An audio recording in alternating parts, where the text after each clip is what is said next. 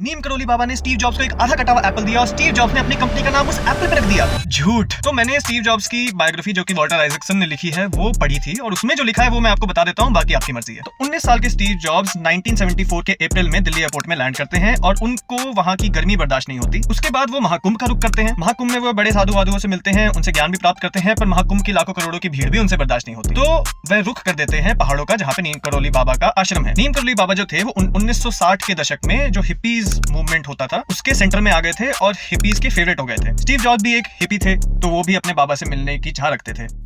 पर आश्रम पहुंच के उनको पता चलता है कि जिन बाबा से मिलने के लिए वो 7 समंदर पार अपनी सारी सेविंग्स लगा के पहुंचे हैं, उनका स्वर्गवास हो चुका है, उनके बाबा अब नहीं रहे। नहीं, उनकी कहानी यहाँ पे खत्म नहीं होती है।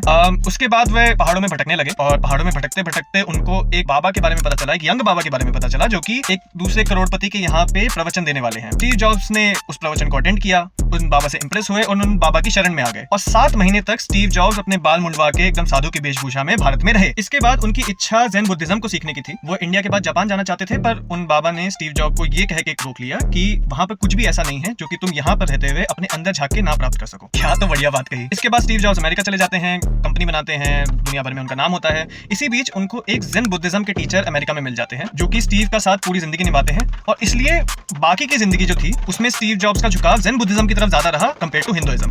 तो ये थी स्टीव जॉब्स की स्टोरी। बाकी जो आपको कहना है वो कमेंट कर दीजिए। अगली वीडियो में बाय।